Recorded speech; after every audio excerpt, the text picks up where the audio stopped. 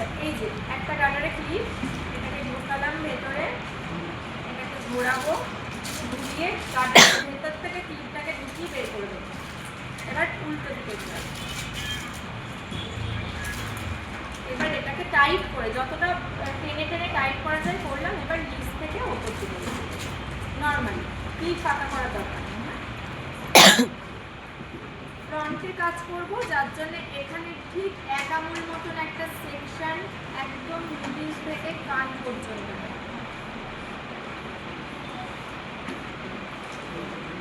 1 থেকে 1.5 আঙুল মিডিল থেকে কান পর্যন্ত নিলাম।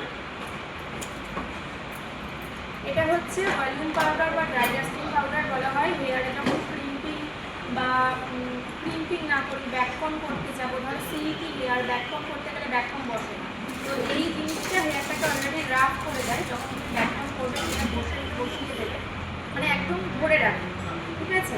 আর তোমার কী বলে, যখন কোনো দেখবে হেয়ারে তেল আছে বা কিছু, তখন এই ড্রাই ডাস্টিং পাউডার একটু অ্যাপ্লাই করে দিলে তেল জিনিসটা কেটে যায়, ঠিক আছে। তো ব্যাককম যখনই করবো, অ্যাপ্লিকেটারটা তোমরা অনলাইন থেকেও কিনতে পারো বা মার্কেট, যেখানে মার্কেটের পাউডারটা আছে, মার্কেট বাদে অন্য কিছু আছে, ওসিস, উমে, অনেক ব্র্যান্ডের বেরিয়ে গেছে এখন ড্রাই ডাস্টিং পাউডার। তো ওর যে কৌটোটা আছে হচ্ছে, ওর উপরে জাস্ট অ্যাপ্লিকেটারটা কিনে নেবে, ঠিক আছে। এই অ্যাপ্লিকেটারটা কিনে নিয়ে, এটা আমি ফ্লিপকার্ট থেকে কিনেছিলাম, যেখানে ব্যাককম করবো সেখানে হালকা করে অ্যাপ্লাই করলাম। ব্যাককম এই হেয়ারে খুব বেশি হবে না, জাস্ট দেখো 1 আঙুল মতন টাইট করে একটু ব্যাককম করে নেবো। ব্যাককম, এইটা ব্যাককমটা আমরা পরে পরিষ্কার করে দেখাবো, না এটা জাস্ট তোমরা টানবে, তাও ওই 180টা হোল্ড করে, এটা সেই ব্যাককম নয় যেটা ঠিক আছে। জাস্ট এই স্লিটির কাছে আর এই কর্নারটা একটু বেশি করে ভালো করে ধরবে, এইটুকু ব্যাককম কারণ হেয়ারে করলে কোনো অসুবিধা নেই, মানে চিপি ছাড়াও খুলে নিতে পারবে। ব্যাস এটাকে ধরবো সোজা করে ধরে এটাকে জাস্ট উপর থেকে টুইস্ট করবো, এখান থেকে টুইস্ট করছি, এখান থেকে টুইস্ট করছি, টুইস্ট করতে করতে নিচে নামিয়ে নেব। ঠিক, এটা আমার হচ্ছে একটা বেস।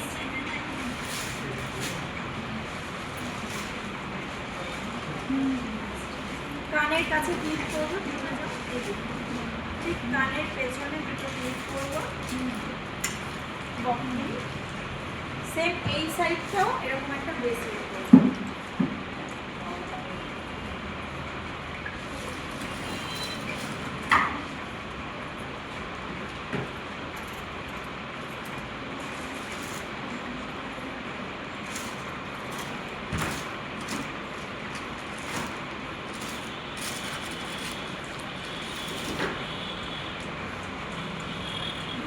মানে আমি যাতে রুটিনটা লক করতে পারি।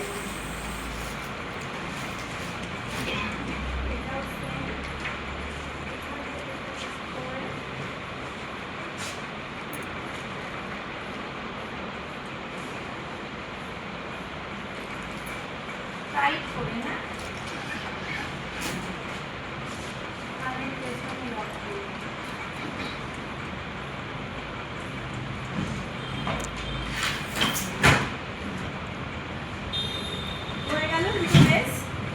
এটা হচ্ছে ডোনাট কেটে এরকম ধরো লম্বায় 1 টিক্কা মতন আর চওড়ায় 6 আঙুল মতন, ঠিক আছে।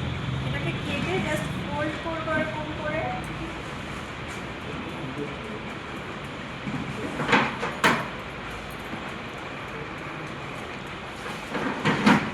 ফোল্ড করলাম, এটা এখানটায় ঠিক বসাবো।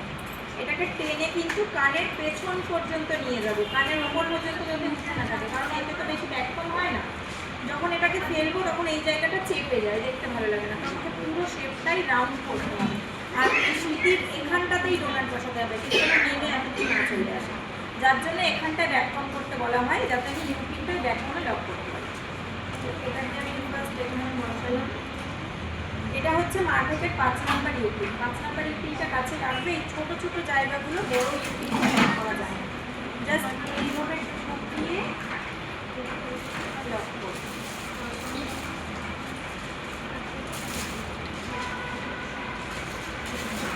যে কটা ইউপিন দরকার তোমার মোটামুটি লক করার জন্য টাইট করার জন্য। এরপর দেখো এটাকে টেনে আমি কানের পেছনে নিয়ে আসবো, আর এখানটাতেও মাঝখানটাতেও একবার লক করে দেবো যাতে পড়ে না যায়। মানে বেসটা কেন করেছি বোঝা গেল তো। এরপরে এই নিচটাও, এটা যেমন এই নিচের দিকে করলাম, এটা ওপর দিকে লক করবো, নিচের দিকে করলে খুলে যাবে।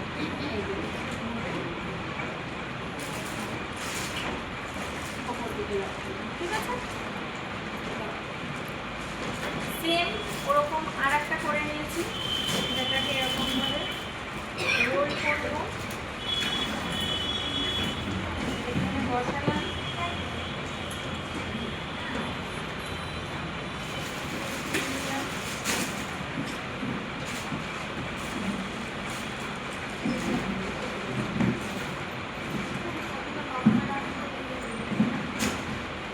বললাম লম্বায় 1 বিদ্যা আর চওড়ায় 6 মূল্য, ঠিক আছে।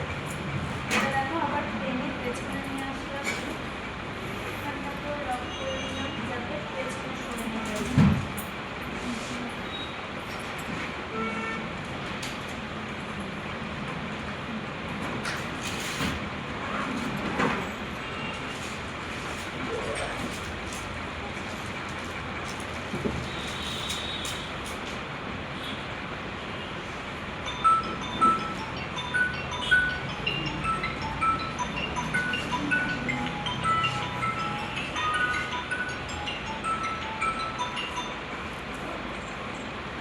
এরপর ফ্রন্টে যে লেয়ারটা আছে সেটাকে মিডিল থেকে এরকম ডিভাইড করবো, এটাকে ধরবো, পেছনে জাস্ট এই রুটে 1 আঙুল ব্যাকগ্রাউন্ড করবো যাতে লেয়ারটা এদিকে এদিকে সরে না যায়, এক জায়গাতেই নিতে থাকে। তার জন্য একদম রুটে একটু ড্রাই ডাস্টিং পাউডার দিয়ে দেবো, একবার দুবার, জাস্ট এইটুকুই ব্যাকগ্রাউন্ড করে দেবো। এইটুকু ব্যাকগ্রাউন্ড করলে যারা ব্যাকগ্রাউন্ড করতে চায় না তাদের কোনো অসুবিধা হয় না, হাত দিয়েও ছাড়িয়ে নিতে পারে। ব্যাকগ্রাউন্ড করে একদম ওপরের দিকে ফেলে দিলাম। সেম এটাকেও আমি ব্যাকগ্রাউন্ড করবো, এটাতেও রুটে ব্যাকগ্রাউন্ড করলাম, এবার একটু ব্যাকব্রাশ হালকা, মানে 1 আঙুল না, 1 আঙুলেরও কম ব্যাকব্রাশ হবে। এটাকেও সেম উপরে ফেলে দেবো,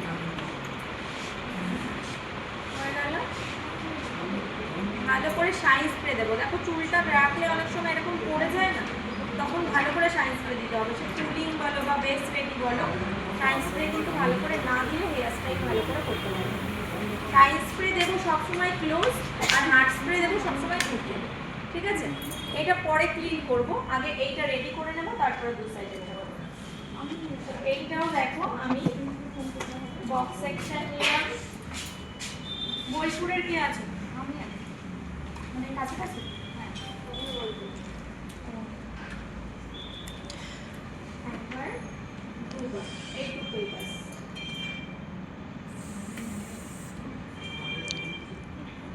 ওপর দিকে পেলাম, ঠিক আছে।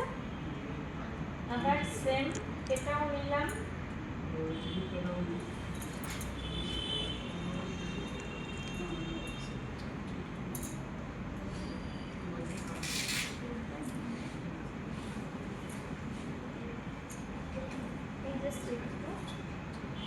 যদি হেয়ারটা সরে না যায় তাই একটু করে ব্যাকগ্রাউন্ড, এটাকে আবার উপর দিকে এবার শাইন স্প্রে দেবো ভালো করে।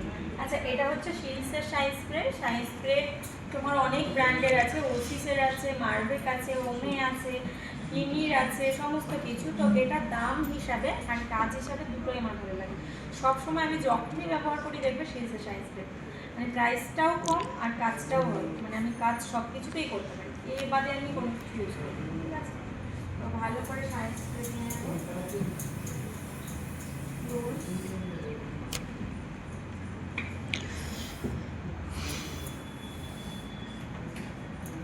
এবার ওপর দিকে কোম করবো, ওপর দিকে কোম করবো, আর একটু একটু করে এটা নিচের দিকে আনার চেষ্টা করবো। মানে দেখো এই যে এটাকে এইভাবে নিয়ে আসবো, ঠিক আছে।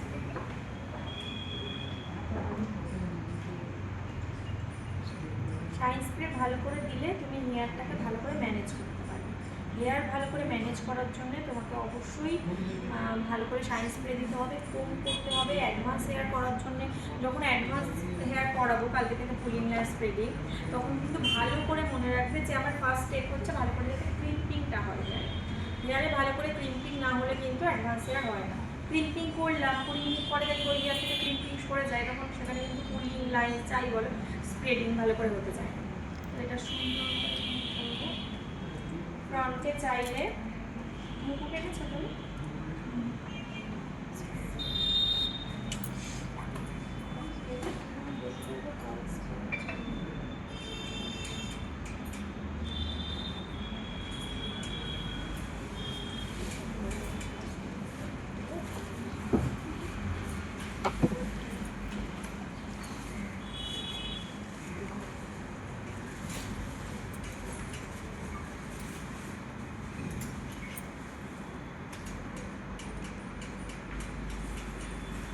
কোনটা করছি, বা হাতে সাপোর্ট দিচ্ছি আর